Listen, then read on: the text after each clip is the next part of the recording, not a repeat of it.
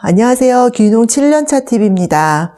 오늘은 제가 최근에 유튜브 운영하면서 약간 권태기는 아니고 슬럼프도 아니고 뭐라고 표현해야 될까요? 최근에 유튜브 운영에 관련해서 좀 느끼는 바가 있어서 그 부분을 한번 공유해 볼까 합니다. 제가 얼마 전에 우연한 기회에 선도농가 몇 군데를 견학할 기회가 있었어요. 근데 그곳을 다녀와서 보니까 그동안 내가 했던 얘기들이 아닐 수도 있구나.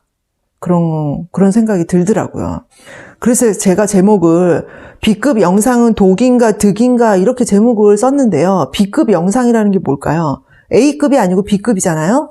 그러니까 B급이라는 게 결국은 비주류 아니면은 뭐 비전문 뭐 이 정도 되지 않을까 싶어요. 그 뉘앙스가. 그래서 실은 제가 제 채널에 올리는 모든 영상들, 그게 뭐 집 짓는 거든 창고가 됐던 농사가 됐던 귀농에 대한 이야기든 그거는 뭐 전문가의 이야기도 아니고 저는 그냥 일반 개인이죠. 순전히 저 한 사람의 경험에 국한된 이야기 드릴 뿐이에요. 그러니까 말 그대로 어떻게 보면 B급 정보죠. 근데 저는 이제 유튜브에 이런 영상들을 찍으면서 내가 했던 경험들이 경험해보기 전에는 또 알 수 없는 것들이니까 누군가한테는 도움이 될 수도 있지 않을까 해서 뭐 블라블라 계속 올렸어요. 올리고 또 뭐 댓글 같은 거 보면은 뭐 도움됐다는 분도 계시고 그래서 나름 우쭐해서 계속 올렸죠. 올렸는데 최근에 제가 다른 어떤 선도농가를 방문할 기회가 있었는데 그곳에 가서 보고 이야기를 듣고 보니까 내가 그동안 옳다고 생각했던 부분이 아닐 수도 있겠구나 그런 생각이 들더라고요.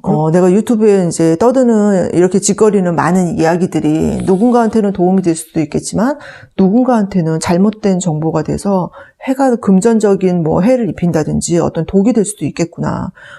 이렇게 생각을 하다 보니까 잠깐 좀 위축되기는 해요. 그래서 그런 부분에 대해서 이제 얘기를 해보려고 하는데, 이제 귀농 뒷담화라는 제 책 목록에 보면은 귀농이나 이제 농사에 대해서 제가 뭐 경험하고 생각했던 것들을 쭉 이제 올렸는데요.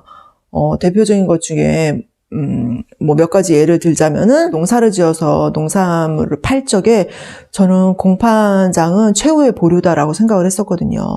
무조건 직거래를 해서 제값을 받는 것만이 최선이고 공판장은 내가 진짜 팔로가 없을 적에 가는 마지막 보류다. 약간 이런 뉘앙스로 얘기를 많이 올렸었어요. 근데 제가 얼마 전에 방문한 농가를 갔더니 거기 같은 경우는 일단 노지가 아니고 시설하우스였어요. 규모가 꽤 컸기 때문에 연중 그 농산물이 나오는 시스템이었었거든요. 일단 물량이 크다 보니까 그분들 말씀이 직거래는 못 한다는 거예요. 그 많은 물량을 직거래로 다 소화하려면 그만큼 또 뭔가 인력이 들어가야 되고 또 이제 직거래 뚫는데 뭐 마케팅에도 뭔가가 필요하겠죠? 그러니까 그분들은 생산품을 전부 다 공판장으로 낸다고 하시더라고요. 근데 공판장도 저는 시골 지역에는 다 공판장이 있는 줄 알았는데 또 그것도 아닌가 봐요. 그래가지고 그분들은 주변에 이제 비싼 농사 짓는 분들하고 이렇게 연계해서 서울에 있는 공판장으로 전량 출하를 한다고 하시더라고요. 근데 그럼에도 불구하고 수익이 나더라고요. 저는 공판장은 최악값 받는 지름길이라고 생각을 했었거든요.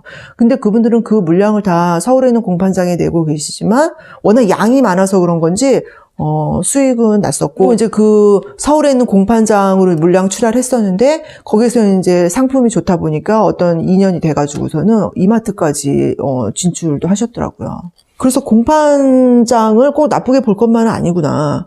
어차피 공판장을 이용한다는 거는 농부는 농사에만 전념하는 거고, 판매나 유통은 공판장 쪽을 이제 통해서 하는 거잖아요. 그러니까 어떻게 보면 진짜 분업화 되는 거죠. 제가 말씀드린 것 중에 요즘 귀농하려고 하다 보면은 정책자금 대출받는 프로그램이 많이 있잖아요. 뭐 귀농 창업자금부터 해서 여러 가지 프로그램들이 있어요. 근데 저는 대출은 처음부터 무리하게 대출을 땡겨서 크게 시작하는 게 아니라 일단은 작게 시작해보고 뭐 2, 3년 해보고 내가 어떤 경험치가 쌓이고 확신이 들 적에 그때 필요할 적에 대출을 받거나 규모를 늘리는 게 맞다. 저는 항상 이렇게 생각을 하고 그런 식으로 말씀을 드렸었거든요. 근데 또 이번에 들렸던 그 선도농가를 봤더니 거기는 규모가 다 시설하우스였었어요. 그래서 규모도 꽤 컸었고 규모가 크다 보니까 그 시설 하우스 한 동 짓는 데만 해도 1억이니까 단독형이 아니고 비닐하우스 여러 개 이은 연동형 같은 경우는 억 갖고는 몇 억 드는 거죠. 그래서 그런 농사는 제가 기존에 생각했을 적에는 너무 무리해서 시작할 농사는 아니다라고 생각을 했었거든요. 근데 제가 이번에 방문했던 곳은 보니까 귀농에서 처음 시작하실 적에 아예 그렇게 처음에 크게 지으셨더라고요. 크게 비닐하우스를 지으시면서 거기에다 스마트팜까지 처음에 같이 집어넣으신 거였었어요. 그러니까 처음에 시설 투자비로 몇 억 드신 거죠. 그런데도 지금 그 시설하우스에서 이제 생산하시면서 투자하신 만큼 벌기도 많이 버시더라고요. 그래서 그런 걸 보면서 내가 이야기했던 게 아닐 수도 있겠구나, 그런 생각 들었어요. 물론 이제 그분은 보니까 교육을 엄청 많이 들으시더라고요. 무슨 농업 마이스터 대학이라고 해야 되나요? 농업 마이스터 과정 이런 것도 듣고 교육을 끊임없이 이렇게 많이 듣고 계셨었어요. 그러니까 이제 물론 만약 처음부터 초기 투자를 몇 억 들여서 이렇게 크게 할 적에는 그냥 하면 안 되겠죠. 그분처럼 뭐 교육도 꾸준히 받으시고 뭐 선도농가도 많이 좀 둘러보고 해서 충분히 심사숙고를 하고 시작한다면은 처음부터 큰 규모로 해서 도전할 수도 있겠구나 하는 생각이 들어요. 그리고 이게 저는 이제 산골 같은 경우는 평야가 없잖아요. 밭이 다 조그만 밭들이란 말이에요. 산이 있다 보니까. 그러다 보니까 저희 산골에서 하는 노지농사랑 뭐 전라도 같은 데 가면 평야가 많잖아요. 그런 넓은 땅에서 커다란 시설하우스를 짓고 하는 농사랑은 분명히 차이가 있어요. 여러 면에서. 그런데 제가 지난 8년, 7년 동안 촌에 내려와 살았을 적에 제가 본 거는 저희 동네가 사실 전부거든요. 그래서 저희는 주변에서 이렇게 농사를 크게 뭐 시설하우스를 크게 한다든지 농사로 이렇게 솔직히 큰 돈 버는 분은 잘 못 봤거든요. 그러니까 저의 생각은 그런 쪽으로 이렇게 국한되는 거예요. 근데 사실 억대 농부도 분명히 많이 있긴 있어요. 그래서 되게 산골이 됐던 평야가 됐던 노지농사가 됐던 시설하우스가 됐던 어쨌든 내가 유튜브만 볼 게 아니라 실제 돌아다니면서 많은 사례들을 보고 알아보고 공부해서 준비한다 그러면은 처음부터도 충분히 투자할 수 있겠구나, 그런 생각이 듭니다.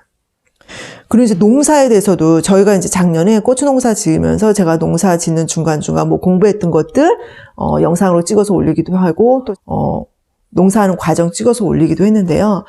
요즘 제가 드는 생각이 뭐 선도농가 이렇게 다녀봐도 그렇고 규모가 좀 되고 진짜 농사 잘 짓는 분들은 유튜브 안 하시죠. 그분들은 농사 짓기만도 바쁘신 거예요. 여러분들 유튜브에 올라오는 다양한 농사 정보를 액면 그대로 믿으시면 안 될 것 같아요. 검증되지 않은 정보들도 많이 있고, 그래서 실제 작년에 제가 올린 영상 중에 댓글에 그런 거 있었어요. 유튜브 보고 어떤 분이 하라는 대로 고추 유인을 했는데 그렇게 했더니 더 결과가 자기는 안 좋았다, 이런 얘기 쓰신 분도 있었거든요. 그래서 뭐 유튜브에 올라온 정보들이 다 검증됐다고 볼 수는 없잖아요. 그러니까 참고는 하되 맹신은 하면 안 되는 거죠. 마찬가지로 저희 뭐 집 짓는 영상이나 창고 짓는 영상들 보면은 저희는 일단 건축 전문가는 아니에요. 전문가도 아니고 아주 뭐 숙련된 기술자도 아니죠. 그냥 개인이 짓고 있는 거를 공유하는 것 뿐이기 때문에 제가 영상 올릴 때마다 언급하려고 노력은 하고 있는데 저희가 올리는 것 중에 잘못된 정보가 있을 수도 있고, 네, 그런 점 감안하셔서 봐주셔야 될 것 같아요. 지난주에 내가 다시 집을 짓는다면은 뭐 이렇게 짓겠다 하는 영상에서 목조주택 언급하면서 제가 시멘트 사이딩에 오일스테인을 정기적으로 발라줘야지 안 그러면은 관리가 잘 안 되더라, 이런 얘기 했었는데 그 말도 사실 틀렸더라고요. 시멘트 사이딩에는 오일스테인을 칠하는 게 아니죠. 근데 제가 봤던 거는 도색 페인트, 색깔 있는 페인트를 시멘트 사이딩에 칠한 집이었었어요. 그러니까 그런 경우는 그 페인트를 몇 년에 한 번씩 색이 바라니까 다시 칠해줘야 되는 거죠. 오일 스테인이 아니라. 그러니까 제가 의도한 건 아니지만 저도 모르게 잘못된 정보가 나갈 수도 있는 거거든요. 그래서 이 유튜브에 산재한 B급 정보들을 어디까지 믿어야 될 것인가. 요즘은 뭐 책 읽지 않고 내가 직접 가보지 않아도 유튜브를 통해서 많은 정보들을 볼 수가 있죠. 하지만 그 정보들을 좀 걸러볼 수 있어야 될 것 같아요. 뭐 걸러본다는 표현보다는 너무 이제 맹신하기보다는 진짜 참고하는 정도? 영상에 보면은 좋아요랑 싫어요 버튼이 있잖아요. 근데 저는 사람 마음이 간사한 게 딱 봤을 적에 좋아요 버튼보다는 싫어요 버튼이 눈에 먼저 들어오더라고요. 그래서 처음에는 그런 게 좀 거슬렸었어요. 내가 무슨 말을 잘못했나? 왜 싫어요를 눌렀을까? 그래서 제가 만든 영상 막 다시 보고 그랬었는데, 물론 요즘은 1년째 되다 보니까 익숙해져서 뭐 싫어요가 있던 좋아요가 있던 별로 신경 쓰진 않아요. 근데 요즘 드는 생각이 싫어요 버튼을 누르는 이유가 있겠구나. 내가 올린 정보가 틀릴 수도 있고, 일반화할 수 없다 보니까, 어떤 전혀 그것에 대해서 전혀 모르는 초보분들이 보시면은, 되게 막 좋아 보이고 잘하는 것처럼 보일 수도 있어요. 근데, 진짜 고수들, 전문가분들이 보시면은, 아닐 수도 있는 거죠. 그러니까 싫어요 누를 수 있겠죠? 그래서 오늘도 참 두서없이 또 장황하게 말이 길어졌는데요. 결론은 그렇습니다. 저의 영상을 비롯해서 유튜브에 산재해 있는 B급 영상들을 어떻게 볼 것인가, 어디까지 믿을 것인가. 그래서 제 결론은 맹신하기보다는 그냥 가볍게 참조하는 정도로만 보고, 내가 어떤 정보가 진짜 필요하다고 하면은 더 나아가서 뭐 관련된 책을 본다든지 아니면은 관련된 곳을 찾아가서 본다든지 하는 게 필요하지 않을까 하는 생각이 들어요.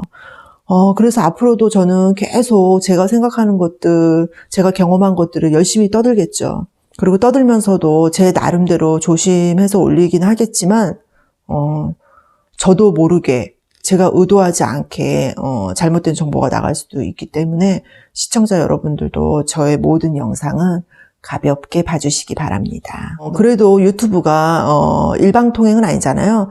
저 혼자만 떠드는 게 아니라 제 영상을 보시고 뭐 전문가분이시던 또 더 많이 아시는 분들께서 밑에 친절하게 또 댓글로 조언해 주시고 하니까요. 그런 것들도 참조하시고 하면은 저한테 부족한 부분이나 제가 혹시 잘못 올린 부분이 있더라도 보충이 되지 않을까 생각을 합니다. 오늘은 여기서 마무리 짓도록 하겠습니다. 오늘도 끝까지 시청해 주셔서 감사합니다.